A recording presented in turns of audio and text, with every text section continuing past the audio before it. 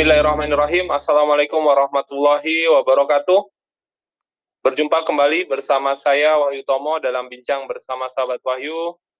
Mudah-mudahan sahabat Wahyu semua dalam kondisi sehat dan kita doakan semuanya bisa mendapatkan ridho dan juga keberkahan, dan sholawat serta salam semoga senantiasa terlimpah dan tercurahkan kepada baginda Rasulullah Muhammad SAW, dan mudah-mudahan kita juga mendapatkan syafaatnya.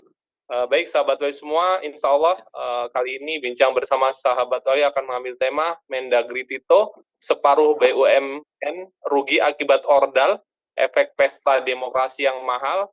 Nah, untuk itu saya akan menyapa dulu narasumber rutin kita di acara ini. Assalamualaikum warahmatullahi wabarakatuh. Bang Rocky, apa kabar?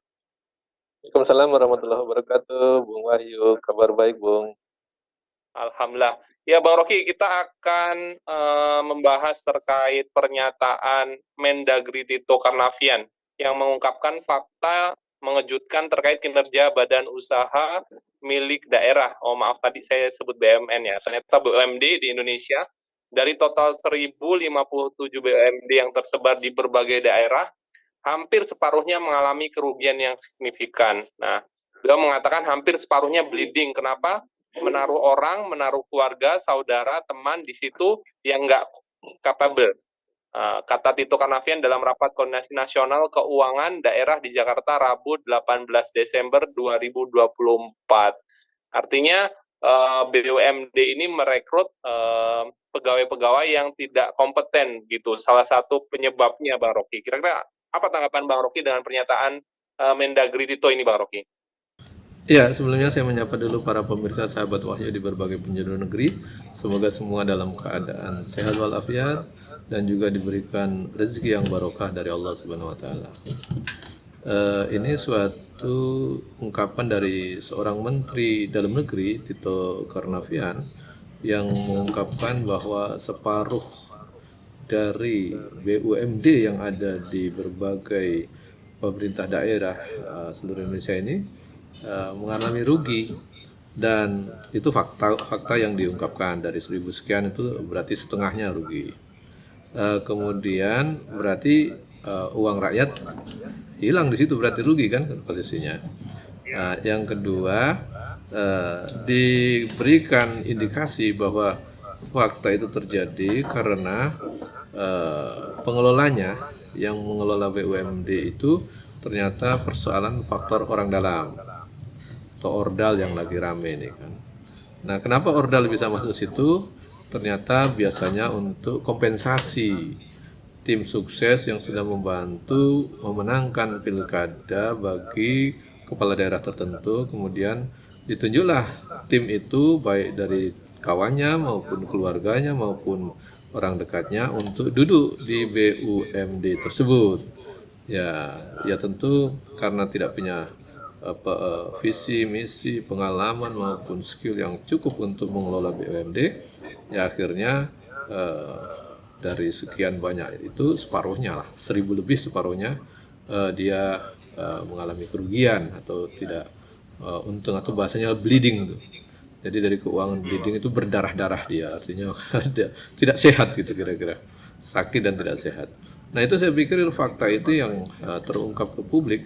Tentu kita jadi sedih bahwa kita berharap BUMD yang ada di berbagai daerah itu bisa menjadi sumber PAD, pendapatan asli daerah, karena ada keuntungan yang bisa masuk ke APBD, menjadi sumber APBD PAD kita. Tapi kalau rugi tentu efek berikutnya adalah ya harus ditombokin oleh siapa? APBD juga. Nah, APBD dari mana? Uang rakyat yang harusnya digunakan untuk kepentingan rakyat akhirnya nombokin untuk nutupin kerugian yang diterima oleh BUMD itu.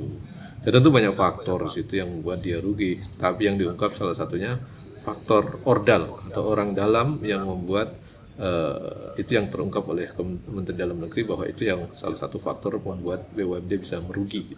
Begitu Bung Wahyu. Baik, artinya memang efek dari menaruh orang dalam ini yang tidak kompeten atau capable itu menjadi faktor dominan Dan sebenarnya ini tidak hanya satu-satunya, artinya masih ada faktor yang lain. Nah, kira-kira apa faktor yang lainnya apalagi Bang Rocky? Selain tadi yang sudah Bang Rocky sebutkan, mungkin ada lagi yang sebenarnya yang menjadi faktor atau penentu utama terkait ruginya BUMD ini di seluruh Indonesia, hampir 50% ya Bang Rocky. Iya, saya pikir itu banyak faktor, tetapi memang faktor dominannya memang yang diungkapkan oleh Menteri Dalam Negeri tersebut.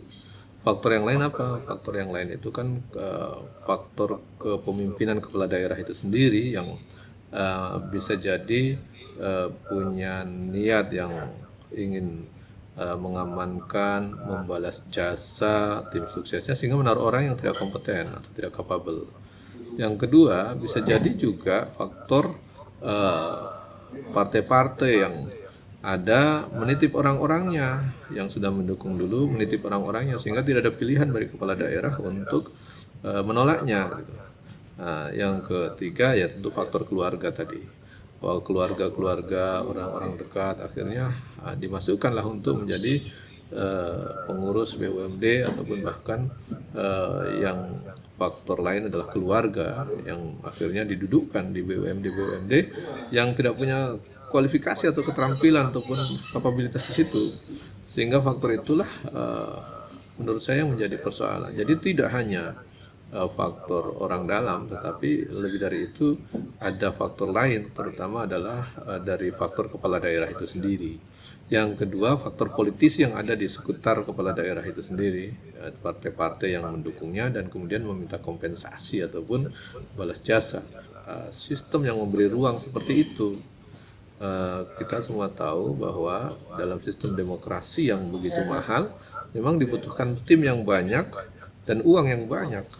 Untuk apa? Untuk memenangkan jabatan politik tertentu, termasuk kepala daerah maupun anggota dewan, sehingga butuh biaya banyak dan juga butuh tim yang besar. Semua itu akhirnya bermuara menjadi faktor yang mendukung terjadinya kong kali kong ataupun menempatkan orang dalam yang punya prestasi memenangkan tapi tidak punya prestasi untuk mengurus BUMD, itu posisinya. Jadi itu yang menjadi persoalan. Jadi menurut saya selain faktor SDM kepala daerah maupun juga orang dalam yang tidak capable, tapi sistemnya juga, sistem demokrasi yang begitu mahal itu memberi ruang dan menciptakan suasana seperti itu. Dan saya pikir kalau mau kita perbaiki, memang tidak sesederhana itu. Apalagi mungkin faktor lain, terutama daerah itu kan tidak melakukan inisiatif sendiri, biasanya mereka mencontoh dari pusat. Saya pikir itu juga menjadi faktor yang perlu dipertimbangkan dan diperhitungkan, bahwa faktor pusat itu juga sangat besar pengaruhnya kepada daerah. Begitu Bung Wahyu. Artinya sebenarnya BUMD ini merugi banyak faktornya. Ya sebenarnya misalkan pun BUMD ini belajar kepada BUMN ya Bang Rocky, ternyata BUMN juga yang merugi, ya kan? Terus Bang Rocky sampaikan hal ini juga terkait dengan sistem, karena memang sistem demokrasi yang diterapkan ini berbiaya tinggi sehingga menjadikan BUMD atau BUMN ini mesin produksi, alat politik juga digunakan untuk apa ya, lumbung-lumbung istilahnya pembiayaan biaya politik yang dilakukan oleh para pejabat-pejabat yang sekarang sedang berkuasa. Nah, untuk menjadikan masyarakat itu memahami ini bagaimana Bang Rocky? Karena ya masyarakat hanya disuguhkan dengan data-data bahwa ya BUMD itu merugi begitu. Tapi terkait sistemnya bagaimana menjelaskan kepada umat atau kepada rakyat Bang Rocky? Iya, saya pikir memang ini persoalan yang cukup sulit karena justru yang harusnya menjelaskan itu pemerintah, yang mencerdaskan masyarakat itu kewajiban pemerintah. Tapi karena pemerintah juga yang melakukan kekeliruan seperti itu, menempatkan orang-orang yang tidak capable, tentu dia tidak berani menjelaskan kepada publik dan mencerdaskan publik. Nah kalau publik diberikan pemahaman, mengkritik dia nanti kan jadinya gitu.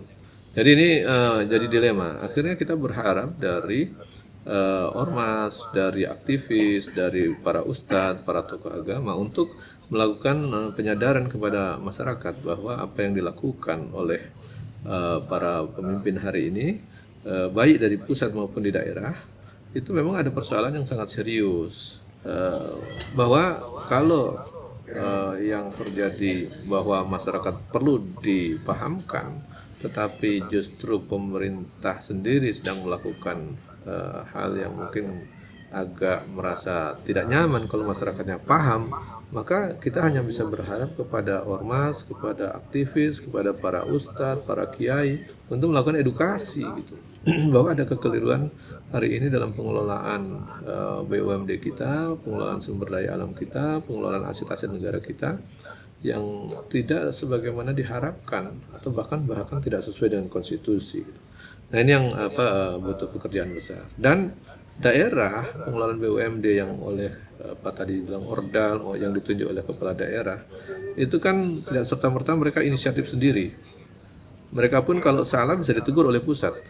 Persoalannya kan sampai hari ini belum ada peneguran itu kira-kira, ataupun tidak melakukan pembinaan ke bawah yang memang sebagaimana dilakukan, sehingga sampai separuh lebih itu merugi. Nah, kalau itu yang terjadi memang berarti bukan kejadian yang tiba-tiba, tetapi itu sudah sekian lama. Dan tentu kita sadari juga daerah itu kan sebenarnya tidak serta-merta sendiri melakukan inisiatif. Ada contoh gitu. Jadi saya lihat ya mungkin para kepala daerah ini mencontoh para politisi di pusat, bahwa ternyata mereka mengangkat komisaris dari orang-orang dekat, komisaris BUMN itu dari tim sukses, kan itu diketahui publik secara terang benderang dan gamblang. Jadi dari situlah saya pikir kepala daerah juga, kalau di pusat aja boleh menunjuk komisaris BUMN itu dari tim sukses, dari aktivis yang mendukungnya, dari bahkan mungkin dari partai dan seterusnya, ya aktivis partai dan seterusnya, ya berarti di daerah juga boleh dong gitu kira-kira. Dan efeknya ya seperti yang kita saksikan hari ini. Di pusat juga BUMN banyak yang merugi. Kalau kita lihat dari Menteri BUMN sini kan mengakui dari 47 masih ada 7 yang sangat perlu diperbaiki dan merugi gitu. Itu kan lebih dari 10%. Jadi kalau kita lihat sebenarnya itu faktor yang kita lihat daerah itu mencontoh apa yang dilakukan para politisi di pusat atau para pemimpin-pemimpin di pusat ketika mereka menunjuk komisaris BUMN itu dari para tim sukses, dari para orang-orang dalam, orang dekat misalnya. Akhirnya daerah dia praktekkan juga. Kalau pusat bisa melakukan itu, kenapa kita tidak menunjuk BUMD itu dari orang-orang dekat juga, yang orang dalam kita gitu. Akhirnya ini yang terjadi. Nah, jadi efeknya lebih berat karena lebih dari 1000 BUMD ternyata merugi, dan tentu itu uang rakyat yang dirugikan. Tapi kira gitu Bung Wahyu. Baik, artinya memang daerah juga mencontoh, meskipun ini tidak baik ya, karena memang melihat pusat atau BUMN melakukan hal serupa, ya dengan secara tidak langsung BUMN ini melakukan juga. Nah, kemudian sebenarnya bagaimana Bang Rocky model pengelolaan potensi daerah di masa Rasulullah ataupun di masa kekhalifahan? Apakah memang ada perbedaan dengan model pengelolaan aset-aset dan potensi daerah yang berjalan saat ini, khususnya di Indonesia, Bang Rocky? Ya, tentu berbeda jauh sekali kalau dibandingkan dengan masa Nabi dan masa para sahabat, juga masa khalifah setelah Rasulullah. Ketika mengelola aset-aset negara maupun kekayaan alam milik umat, dalam Islam itu ada aturannya bahwa kekayaan harta milik umat yang dikategorikan 3 sektor itu, al-khala wal ma'wanar, itu memang tidak boleh diserahkan kepada individu, diserahkan kepada swasta, tetapi harus dikelola oleh negara. Nah, negara itulah yang mungkin kalau dalam hari ini harusnya dikelola oleh BUMN atau BUMD. Nah, itu kan berarti sektor yang dikelola oleh publik, dan memang tidak boleh istilahnya itu dikapitalisasi, diserahkan kepada swasta yang orientasinya hanya mengambil untung. Tetapi kalau dalam BUMN atau BUMD itu kan orientasinya menghasilkan pelayanan publik yang baik. Seluruh hasilnya akan digunakan sebesar-besarnya untuk kemakmuran rakyat. Nah, saya pikir di situ letak perbedaannya. Di Islam itu dibedakan mana harta milik rakyat, milik bersama, Ada harta yang boleh dimiliki oleh individu, ada juga harta yang boleh dimiliki oleh negara. Jadi harta milik daulah atau negara, harta milik individu atau personal boleh memilikinya, dan harta milik bersama yang harus digunakan secara bersama-sama oleh seluruh publik. Baik, Masya Allah, Bang Rocky, ternyata memang di dalam Islam mempunyai metode dalam pengelolaan di mana pengelolaan sumber daya alam, baik itu barang maupun sumber daya alam, dibagi menjadi tiga, yaitu kepemilikan individu, di mana masyarakat boleh memilikinya, dan kemudian kepemilikan negara, dan juga kepemilikan umum. Artinya memang hal ini harus dilaksanakan supaya terjadi jelas ataupun menjadi kejelasan bagaimana negara ataupun daerah dalam mengelola sumber daya alamnya. Ketidakkapabelan tadi mengurus BUMD sehingga BUMD itu akan merugi. Jikapun BUMD melakukan mencontoh kepada BUMN, diketahui juga tidak sedikit BUMN di Indonesia yang merugi, dan ini pun menjadi masalah. Dan hal yang paling krusial adalah penerapan sistem demokrasi sendiri, di mana memang untuk melaksanakan sistem ini, baik itu untuk pemilihan anggota DPR, pemilihan kepala daerah, bahkan pemilihan presiden sekalipun, itu membutuhkan biaya yang sangat besar, sehingga pada akhirnya BUMN ataupun BUMD ini digunakan sebagai sapi perahnya para politisi, para elit-elit yang justru ini akan merugikan hak-hak rakyat sendiri. Mungkin itu saja yang bisa kami sampaikan kepada sahabat Wahyu. Apabila ada pernyataan atau pertanyaan, bisa langsung berikan komentar yang ada di bawah ini. Dan insya Allah kita akan bertemu lagi dalam bincang bersama sahabat Wahyu dengan tema yang lebih menarik lagi. Saya Wahyu Tomo undur diri. Assalamualaikum warahmatullahi wabarakatuh.